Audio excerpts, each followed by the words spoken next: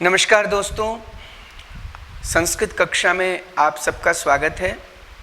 आज कक्षा षष्ठम वर्ग के बच्चों के लिए समुद्र तटः यह सुंदर पाठ के साथ हम उपस्थित हैं। समुद्र का किनारा कितना सुंदर होता है, कितना रमणीय होता है, आप सबने देखा है, जाना है, सुना है। पर बच्चों के दृष्टिकोण से, संस्कृत कक्षा के दृष्टिकोण से, संस्कृत पाठ के दृष्टिकोण से इस समुद्र तटः का क्या महत्व है, इस संस्कृत कक्षा में आप सुनेंगे। मुझे बहुत खुशी हो रही है कि आप लगातार हमारे वीडियो देख रहे हैं, पसंद कर रहे हैं, शेयर कर रहे हैं, करते रहें, क्योंकि इससे हमें बल मिलता है और लगातार हम नए नए पाठों के साथ, नए नए ज्ञान गरिमा के साथ आपके साथ जुड़ते जाते हैं। तो इस वीडियो में भी आपके लिए मैं यही प्रार्थना करता हूँ कि आप सुने, देखें और यदि पसंद आए तो निश्चित तौर पर हर वीडियो की तरह इसे भी आप शेयर करें, लाइक करें, सब्सक्राइब करें, खुद सुने, अपने बच्चों को सुनाएं और दूसरों को भी सुनने के लिए प्रेरित करें। तो आइए सुनते हैं समुद्र तटः कक्षा षष्ठम के बच्चों के लिए यह अनोखा, सुंदर और रमणीय पाठ। समुद्र का किनारा बहुत ही सुंदर होता है और हमारा देश समुद्री इलाकों से, समुद्री लहरों से, समुद्र की सुंदरता से घिरा हुआ देश है। आप और हम सब समुद्र के अनेक तरंगों का आनंद ले चुके हैं। एषः समुद्र तटः, यह जो समुद्र तटः है यह पुल्लिंग शब्द है। समुद्र तटः, जो तटः शब्द है, तटः, ये जो तटः शब्द है यह पुल्लिंग शब्द होता है, क्योंकि आप सबको पता है कि जो विसर्ग है वो पुल्लिंग होता है, तटः। और अगर स्त्रीलिंग में कोई शब्द होगा तो उसमें आ की मात्रा लगती है, ई की मात्रा लगती है और नपुंसकलिंग में म की मात्रा। तो ये जो तटः है यह पुल्लिंग शब्द है। समुद्र तटः, समुद्र का किनारा।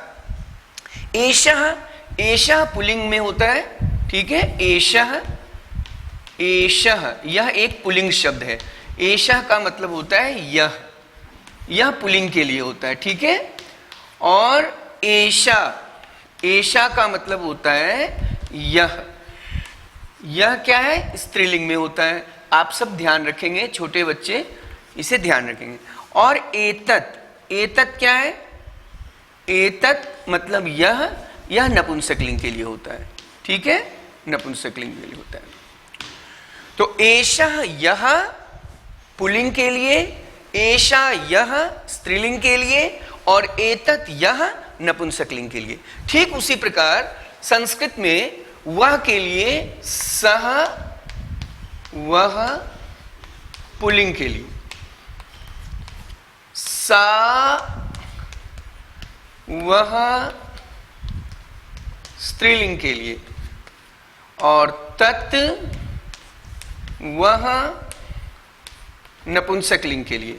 तो आप ध्यान रखेंगे, संस्कृत की एक सबसे बड़ी विशेषता है कि यहाँ पुल्लिंग, स्त्रीलिंग, नपुंसकलिंग, एक वचन, द्विवचन, बहुवचन और वर्तमान काल, भूतकाल, भविष्यत काल के अनुसार वाक्यों का प्रयोग होता है। तो समुद्र तटः के साथ एषः इसलिए आया क्योंकि समुद्र तटः पुल्लिंग शब्द है, इसलिए हम एषः कहेंगे। यदि कोई यहाँ स्त्रीलिंग शब्द होगा तो हम एषा कहेंगे, यदि कोई नपुंसकलिंग शब्द होगा तो हम एतत् कहेंगे। तो एषः समुद्र तटः। अत्र जनाः पर्यटनाय आगच्छन्ति, यह समुद्र का किनारा है, यहाँ पर लोग घूमने के लिए आते हैं। पर्यटनाय अर्थात घूमने के लिए आते हैं। केचन तरंगैः क्रीडन्ति, कुछ लोग तरंगों से खेलते हैं। जो समुद्र की तरंगे होती हैं उसमें बच्चे क्या, बड़े क्या, हम सब आनंद लेते हैं, क्योंकि वह प्रकृति का एक ऐसा अनोखा दृश्य होता है जिसमें हम और आप सब आनंद में भाव विभोर हो जाते हैं। तो कुछ बच्चे क्या करते हैं, तरंगों से खेलते हैं। केचंच नौका भी जल विहारम कुर्वन्ति, कुछ लोग ऐसे होते हैं जो नाव पर चढ़कर, नाव पर बैठकर जल का विहार करते हैं। समुद्र के अंदर नौका विहार का एक अनोखा आनंद होता है, आप सब ने आनंद लिया होगा। तेषु केचन कंदुकेन क्रीडन्ति, और उन्हीं जल तरंगों में, समुद्र के लहरों में कुछ लोग गेंदों से खेलते हैं। संस्कृत में गेंद को कंदुकम कहते हैं, आप ध्यान रखेंगे। कंदुकम मतलब बॉल, गेंद। बालकाः बालिकाः च बालुकाभिः बालुकागृहं रचयन्ति। बहुत ही सुंदर बात, बहुत ही अच्छी बात। बालिकाः बालकाः च बालुकाभिः बालुकागृहं रचयन्ति। कुछ बच्चे ऐसे होते हैं, कुछ बच्चियां ऐसी होती हैं जो बालुओं से अर्थात रेत से घर बनाते हैं और अपने पेरेंट्स को, अपने अभिभावकों को दिखाते हैं कि देखो देखो मैंने बालू से घर बनाया है, मैंने रेत से घर बनाया है। और वो बच्चे बड़े खुश होते हैं, और जैसे ही वे खुश होते हैं समुद्र की लहरें आती हैं और रेत से बने हुए उस घर को तोड़ते हुए चली जाती हैं। उसका भी एक अद्भुत नज़ारा होता है। 3 घंटे 4 घंटे में बच्चे अपनी कलाकृति रेत से बनाते हैं, समुद्र की लहरें आती हैं और तोड़ते हुए चली जाती हैं। उस पीड़ा में भी बच्चे खुश होते हैं, अभिभावक खुश होते हैं। फिर से बच्चे घर बनाते हैं, फिर से लहरें आती हैं, तोड़ती हैं, और ये श्रृंखला तब तक चलती रहती है जब तक अभिभावक अपने बच्चों के साथ समुद्र के किनारे बैठे रहते हैं। बहुत ही अनोखा दृश्य होता है।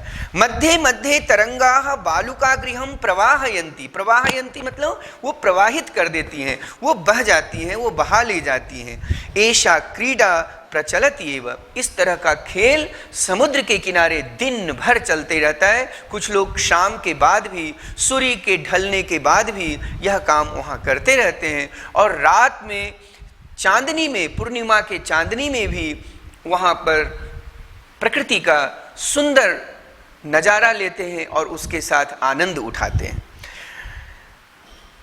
समुद्र तटाः न केवलं पर्यटन स्थानानि अत्र मत्स्य जीविनः अपि स्वजीविकां चालयन्ति।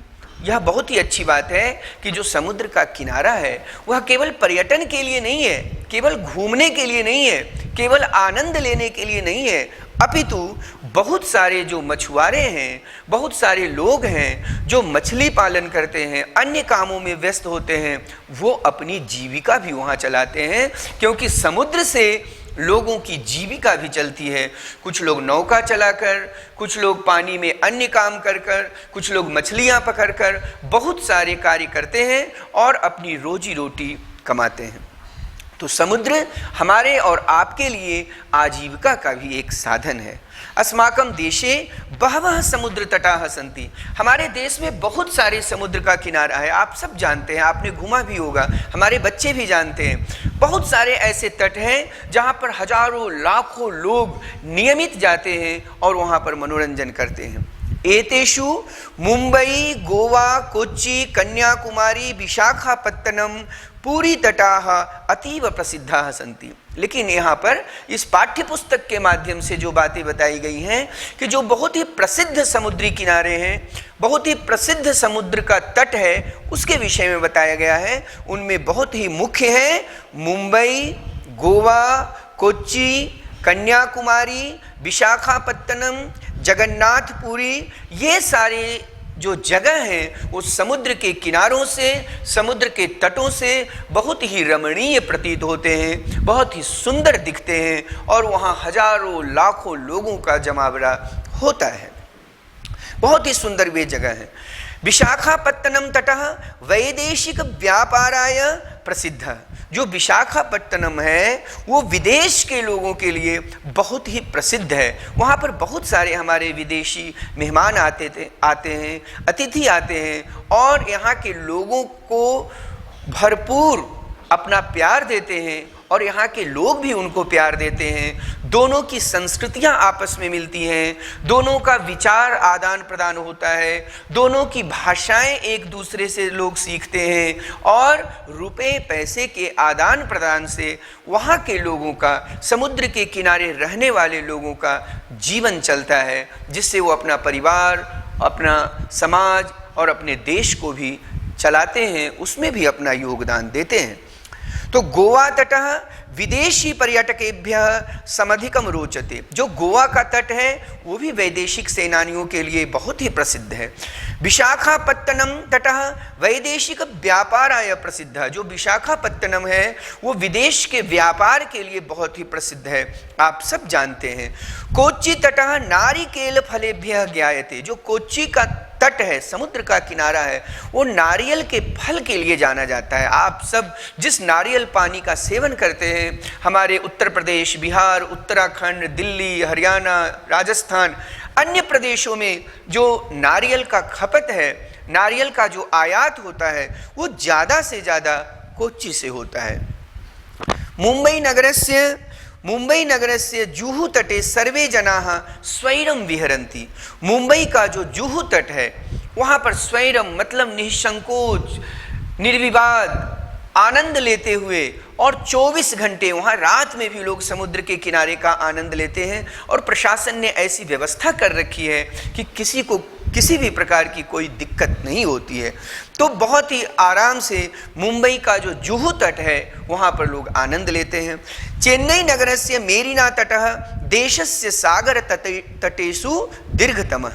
जो चेन्नई का मेरीना तट है वो जितने भी हमारे समुद्र के किनारे हैं उन सब में वो दीर्घ है, अर्थात विशाल है, बहुत बड़ा है, और बहुत सारी व्यवस्थाएं वहाँ पर की गई है। भारतस्य तिस्त्रिषु दिशासु समुद्र तटाः सन्ति। भारत के 3 दिशाओं में समुद्र का किनारा है। भारत के जो हमारे क्षेत्र हैं उन सभी क्षेत्रों में आप भारत का मानचित्र जब देखते होंगे, आप लोग अपने अपने घरों में बच्चों को जरूर भारत का मानचित्र दिखाएं, और आप देखेंगे कि हमारा जो 3 क्षेत्र है वो पानी से, समुद्री इलाकों से, समुद्र तटों से घिरा हुआ है। अस्मात् एव कारणात् भारत देशः प्रायद्वीप इति कथ्यते। इसलिए भारत को प्रायद्वीप कहा गया है क्योंकि वो बहुत ही सुंदर है और एक द्वीप पर है। पूर्व दिशायाम बंगोपसागर, पूर्व दिशा में बंगाल की खाड़ी बहुत ही प्रसिद्ध है, आप सब जानते हैं, क्योंकि गंगा जब गंगोत्री से निकलती है तो ऋषिकेश, हरिद्वार, प्रयाग, इलाहाबाद, पटना, भागलपुर, अन्य स्थानों से होते हुए बंगाल की खाड़ी में जाकर के गिरती है या मिलती है, जिसे गंगा सागर भी कहते हैं। तो वहाँ का जो दृश्य है वो अपने आप में अद्भुत होता है। वो बंगाल की खाड़ी है। दक्षिण दिशायाम हिंद महासागरः, पश्चिम दिशायाम च अरब सागरः। दक्षिण दिशा में हिंद महासागर है और पश्चिम दिशा में अरब सागर है। एतेषां त्रयाणामपि सागराणां संगमः कन्याकुमारी तटे भवति। मेरे प्यारे बच्चों, आप सब जानते हैं कि जैसे गंगा, यमुना और सरस्वती का संगम प्रयागराज में होता है, इलाहाबाद में होता है, वैसे ही ये जो हमारे 3 सागर हैं, हिंद महासागर, अरब सागर और बंगाल की खाड़ी, इन तीनों का जो मिलन है वो कन्याकुमारी में होता है। हिंद महासागर, अरब सागर और बंगाल की खाड़ी, ये तीनों जाकर के कन्याकुमारी में मिलते हैं। तो आप समझ सकते हैं कि जहाँ पर 3 सागरों का मिलन हो रहा है कन्याकुमारी में, कितना सुंदर दृश्य होता होगा, कितना अद्भुत दृश्य होता होगा। और वहाँ स्वामी विवेकानंद का स्मारक भी है जिसे बच्चे देखने जाते हैं, ज्ञानार्जन करते हैं, अपनी अपनी साधनाएं करते हैं। वो बहुत ही सुंदर दृश्य है। आप सबको भी गर्मी के छुट्टियों में, ठंडी की छुट्टियों में, अन्य छुट्टियों में कन्याकुमारी जाना चाहिए और वहाँ इन 3 संगमों का, सागर का जो 3 संगम है, इन्हें देखना चाहिए क्योंकि वो बहुत ही अद्भुत दृश्य होता है, बहुत ही सुंदर दृश्य होता है।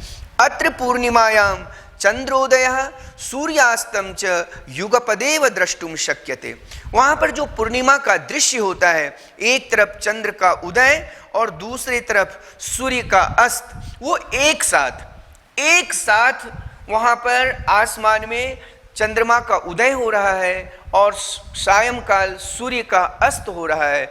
वह जो दृश्य होता है कन्याकुमारी में समुद्र के किनारे, वो बहुत ही अद्भुत होता है। इस दृश्य को आप कहीं भी नहीं देख सकते, क्योंकि इस दृश्य को देखने के लिए आपको सागर के किनारे जाना होगा, कन्याकुमारी जाना होगा, क्योंकि वहाँ पर वह जो प्राकृतिक छटा है वो अद्भुत छटा होती है, वहाँ का दृश्य बहुत सुंदर होता है। तो आप सभी बच्चों से मेरा निवेदन है कि इस पाठ का वाचन करें, पढ़ें और शब्दार्थ के साथ पढ़ें, क्योंकि शब्दार्थ पढ़ने से ज़्यादा बातें आपको समझ में आती है। तो मैं एक बार इस पाठ से मिलता जुलता कुछ शब्दार्थ जो थोड़े कठिन हैं आपके लिए, उसे मैं बताना चाहूँगा। समुद्र तटः, समुद्र तटः का अर्थ होता है समुद्र का किनारा। मैंने पहले ही बताया कि जो तटः है वो पुल्लिंग शब्द है, जो विसर्ग होते हैं वो पुल्लिंग की पहचान है, जो आ है और ई है वो स्त्रीलिंग की पहचान है, और जो म है और हलंत है वो प्रायः नपुंसक लिंग के जाने जाते हैं। तो आप सब समझेंगे कि समुद्र तटः, समुद्र का किनारा। पर्यटनाय, घूमने के लिए, पर्यटन मतलब घूमना, आप सब जानते हैं। तरंगई, लहरों के साथ। नौका भी, नौकाओं के द्वारा। जल विहारम, जल क्रीड़ा, जल विहारम मतलब जल के अंदर जब हम खेलते हैं उसे हम जल विहार कहते हैं। बालुका भी, बालुओं से। मध्य मध्य, बीच बीच में, यह अव्यय शब्द है। मध्य मध्य, बीच बीच में। प्रवाहयंती, धो देते हैं, बहा देते हैं। प्रचलति एवं, चलती ही रहती है। पर्यटन स्थानानि, घूमने का जगह। एक वचन, द्विवचन, बहुवचन। एक वचन एक के लिए, द्विवचन दो के लिए, बहुवचन दो से ज्यादा के लिए। तो पर्यटन स्थानानि जब हम कहते हैं तो बहुत सारे स्थानों के लिए होता है। चूंकि समुद्र का किनारा बहुत है इसलिए यहाँ पर बहुवचन का प्रयोग किया गया है। मत्स्य जीविनः, मछुआरे। स्वजीविकाम, अपनी जीविका को। चालयंती, चलाते हैं। अतीव, बहुत अधिक। स्वैरम, बेरोक टोक, एकदम बेहिचक, जितनी इच्छा है। विहरंती, घूमते हैं, टहलते हैं। दीर्घतमः, सबसे लंबा। प्रायद्वीपः, तीन तरफ जल से घिरा हुआ भूभाग। प्रायद्वीप किसे कहते हैं? तीन तरफ से जो पानियों से घिरा हुआ भूभाग होता है उसे हम प्रायद्वीप कहते हैं, वो हमारा भारतवर्ष है। संगमः, मिलन।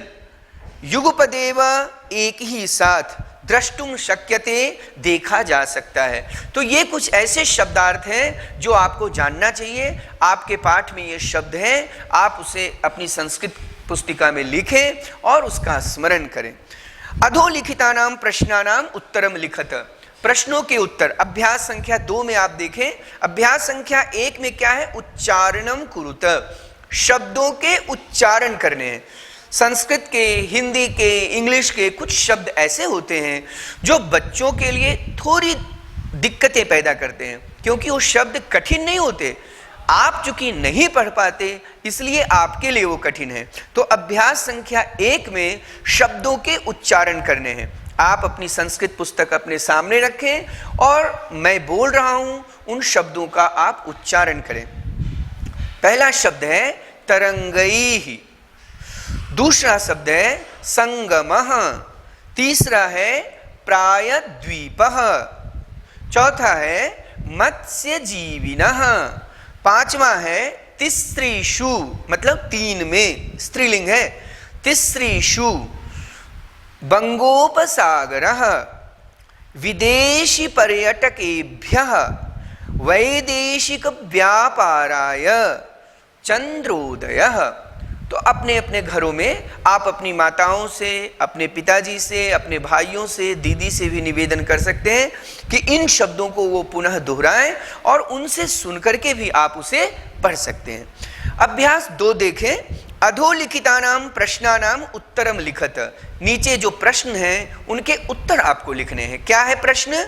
जनाः काभिः जल विहारम कुर्वन्ति। मैं हिंदी के साथ आपको इसलिए समझा रहा हूं ताकि आप उन प्रश्नों को समझ सकें, क्योंकि प्रश्न आपको समझ में आएंगे तो आप उनके उत्तर आराम से दे सकते हैं। लोग किससे जल विहार करते हैं? जनाः काभिः जल विहारम कुर्वन्ति, लोग किससे जल विहार करते हैं? आप उसका उत्तर देंगे जनाः नौका भी जल विहारम कुर्वन्ति, लोग नाव से पानी में घूमते हैं, टहलते हैं। ख भारतस्य दीर्घतमः समुद्र तटः कः, भारत का जो सबसे लंबा समुद्र का किनारा है वो कौन सा है? आप लिखेंगे चेन्नई नगरस्य मेरीना तटः। प्यारे बच्चों, यह आपके लिए सामान्य ज्ञान भी है, ये जीके में भी पूछे जा सकते हैं, हिंदी में पूछे जाएं, इंग्लिश में पूछे जाएं, संस्कृत में पूछे जाएं, बातें तो वही होगी, उत्तर तो वही होगा। आप वहाँ इंग्लिश में लिखेंगे, कहीं हिंदी में लिखेंगे, कहीं संस्कृत में, पर बातें वही होगी, इसलिए बहुत ध्यान से आप सुने। तो चेन्नई नगर का जो मेरीना तट है वो सबसे बड़ा समुद्र का किनारा माना जाता है। तो आप लिखेंगे कि चेन्नई नगरस्य मेरीना तटः दीर्घतमः, दीर्घतमः मतलब बहुत बड़ा समुद्र तटः अस्ति, समुद्र का किनारा है।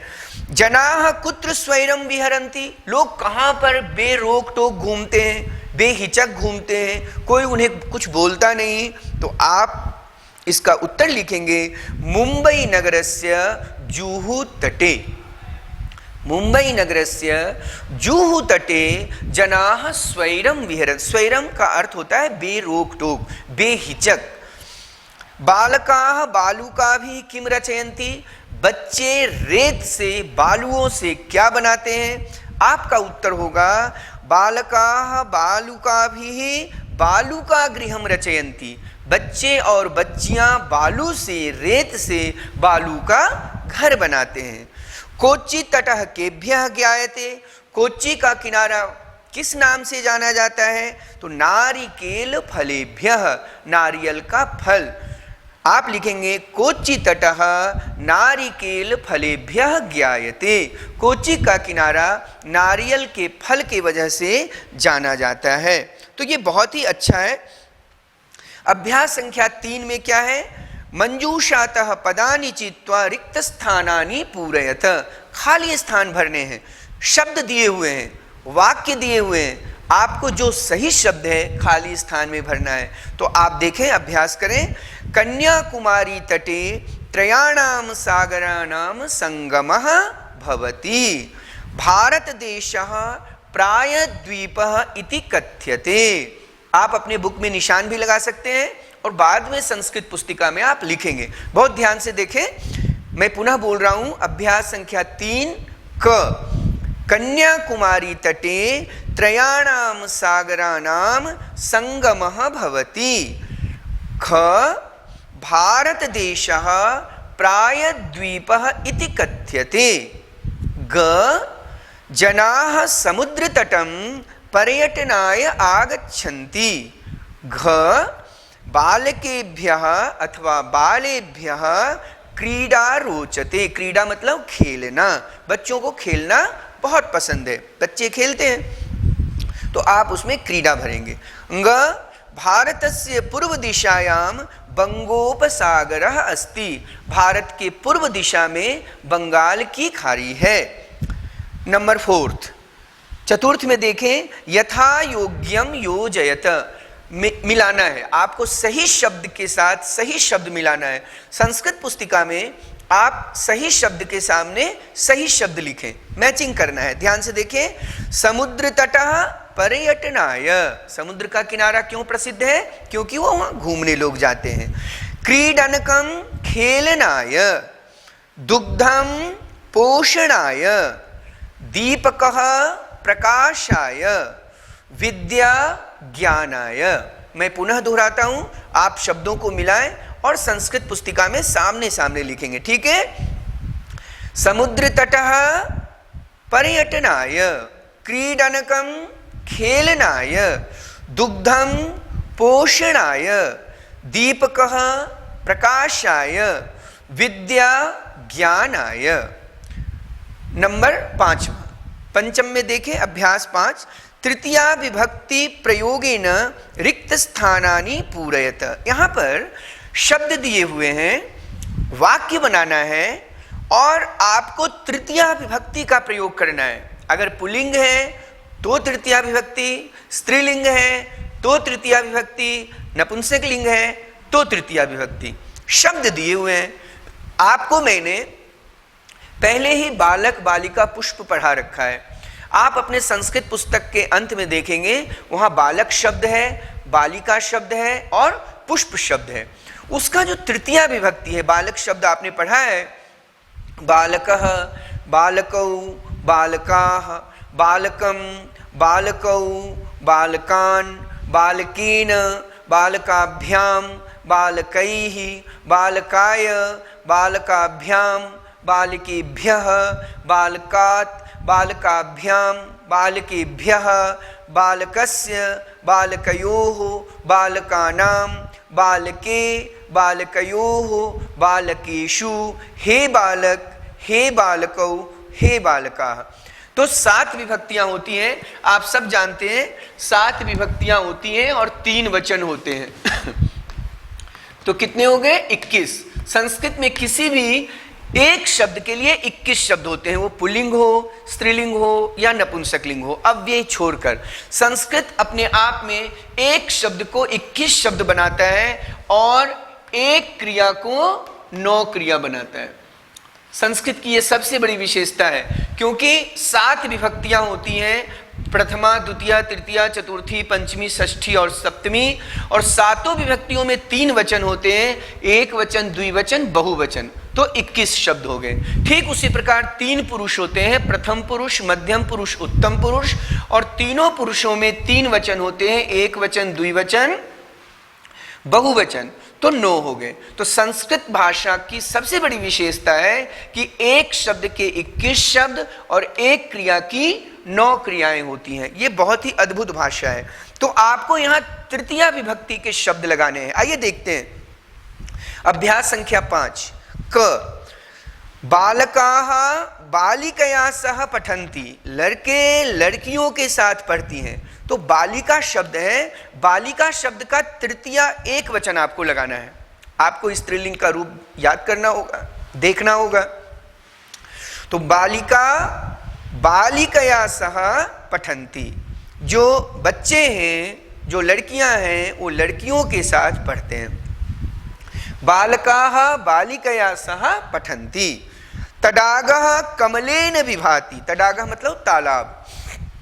जो तालाब है वो कमल के पुष्प से सुंदर लग रहा है, सुसज्जित लग रहा है। तो तडागः कमलेन विभाति। अहमपि कंदुकेन खेलामि, कंदुकेन, कंदुकम, कंदुके, कंदुकानि, कंदुकम, कंदुके, कंदुकानि, कंदुकेन, तृतीया एक वचन। तो मैं भी बॉल से खेलता हूं, गेंद से खेलता हूं। अहम कंदुकेन खेलामि। अश्वः अश्वेन सह धावति, अश्वाः अश्वेन सह धावन्ति। घोड़े जो होते हैं, अश्व जो होते हैं, वो अश्व के साथ दौड़ते हैं। मृगाः मृगेण सह चरन्ति, जो मृग है वो मृग के साथ चरती हैं। तो आप खाली स्थान में तृतीया विभक्ति के शब्द लगा करके उसे पूर्ण करेंगे। अभ्यास संख्या 6 में, षड में, 6 में आपको वाक्य बनाना है। यहाँ पर कोष्ठ में बहुत सारे शब्द दिए हुए हैं, आप सभी शब्दों को लेकर एक वाक्य बनाएंगे। इसका अभ्यास आप खुद करेंगे, यह बहुत ही आसान कार्य है। आखिरी अभ्यास है सप्तम, 7वां। आप देखें वहां क्या करना है। कोष्ठकात् उचित प्रयोगेन रिक्त स्थानानि पूरयत। यहां भी 2-2 शब्द दिए हुए हैं, 2 में से कोई एक सही है, उस सही शब्द को आपको भरना है और देखना है। तो धनिकः निर्धनाय धनम ददाति, चतुर्थी विभक्ति यहां पर है, क्योंकि बच्चों जिसको हम देते हैं उसमें चतुर्थी विभक्ति होती है, जिसको हम नमस्कार करते हैं उसमें चतुर्थी विभक्ति होती है। जैसे गणेशाय नमः, शिवाय नमः, रामाय नमः, गुरवे नमः इत्यादि। उसी प्रकार जब किसी को कुछ देते हैं तो उसमें मैंने आपको बताया कि 7 विभक्तियां होती हैं, तो 7 में चतुर्थी विभक्ति होती है। तो धनिकः निर्धनाय धनम ददाति, जो धनिक है वो गरीब आदमी को धन देता है।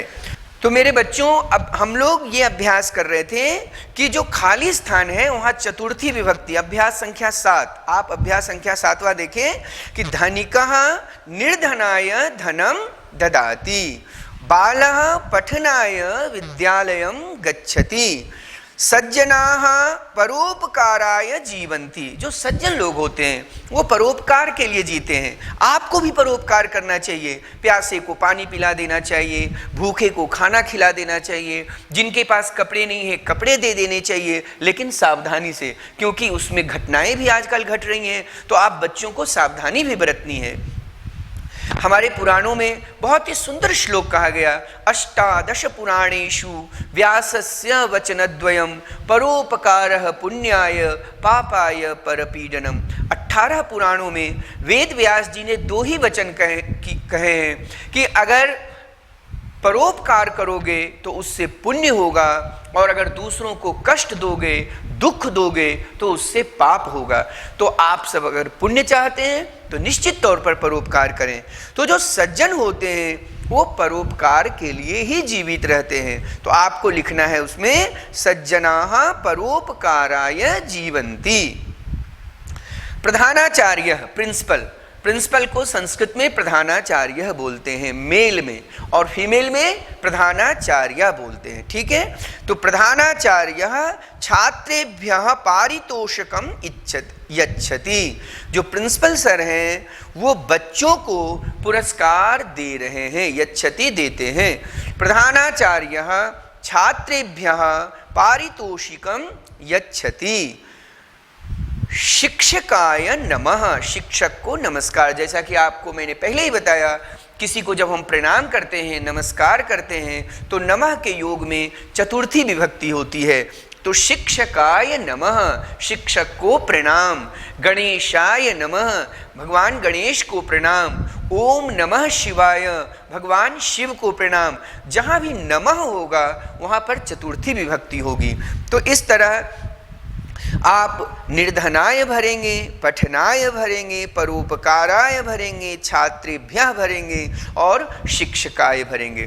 तो आप सब अपने घर में इस पाठ का वाचन करें, उसे पढ़ें। समय मिले तो समुद्र तट पर घूमने जाएं, सुरक्षित घूमने जाएं, अपने परिवार के साथ जाएं। इस अभ्यास को पढ़ें और बहुत ही ईमानदारी से अपनी संस्कृत पुस्तिका में करें। तो मेरे प्यारे बच्चों, आप अनवरत संस्कृत कक्षा में संस्कृत स्वाध्याय कर रहे हैं, बहुत ही अच्छी बात है। इस वीडियो को आप बार बार देखें, सुने और अपनी तैयारी करें परीक्षा के दृष्टि से, ज्ञान के दृष्टि से। आपको अगर यह वीडियो बहुत अच्छा लगा हो तो आप स्वयं सुने, दूसरों को भी सुनाएं, लाइक करें, शेयर करें, और यदि सब्सक्राइब न किया है तो जरूर करें। जय तु संस्कृतम, जय तु भारतम।